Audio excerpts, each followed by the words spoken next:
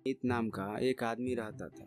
वे अपने घर में बिना कुछ काम काज किए सिर्फ खाता था और टीवी देखता था और सोते रहता था।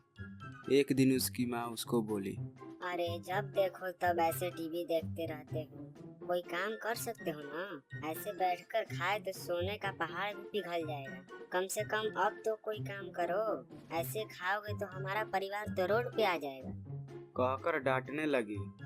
माँ की डांट सुनकर अमित टीवी बंद कर कर उठ के बाहर चला गया। रोड पर चलते जा रहा था, तभी उसको उसका दोस्त रितेश देखकर बोला, अरे भाई अमित, क्या हुआ? ऐसे उदास होकर कहाँ जा रहे हो? पूछा तो अमित रितेश को देखे बिना अपना मुंडी चारों तरफ घुमा रहा था और सोच रहा था। तो रितेश बोला, अरे मैं यहाँ बात कर रहा हूँ और तुम यहाँ वहाँ देख रहे हो, क्या हुआ? पूछा तो अमित रितेश को देखकर एकदम से फूट फूट के रोने लगा। उसकी माँ उसको रोज क्या क्या डांटती है बोलती है वो सब बताने लगा। तब उससे रितेश बोला, इसमें गलत क्या है यार? तुम्हारी माँ तो सच ही बोल रही है। ये कहकर वो ये जो भेलपूरी खा रहा था उसके हाथ में देकर चला गया। अमित ऐसे उदास होकर चलने लगा। ऐसे वो चलते चलते जंगल में गया। जंगल में आगे जाते हुए उसे एक स्वामी जी दिखे जो बहुत थके हुए थे।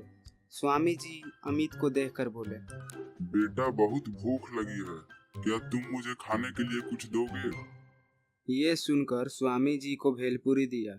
स्वामी जी भेलपूरी खाकर देखे तो अमित बहुत उदास हुआ था, तो उन्होंने उससे पूछा, क्या हुआ बेटा, इतना उदास क्यों हो?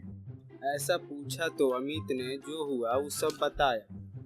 तब स्वामी जी ऊपर देखकर जादू करके भेलपूरी को अमित को दिए और बोला, इसे ले जाकर तुम एक भेलपूरी का ठेला खोलो, इसमें से भेलपूरी कभी खत्म नहीं होगा। ऐसे वो अमित को आशीर्वाद देकर चले गए।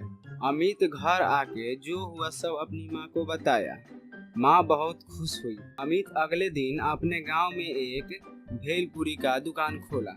हाँ आओ भाई आओ, भेलपूरी खाओ। कहकर पुकारते हुए लोगों को बुला रहा था। बहुत लोग उसके पास भेलपूरी खाने आए। उस दिन उसकी बिक्री अच्छी से हुई। उसे खाकर लोग बहुत खुश हुए।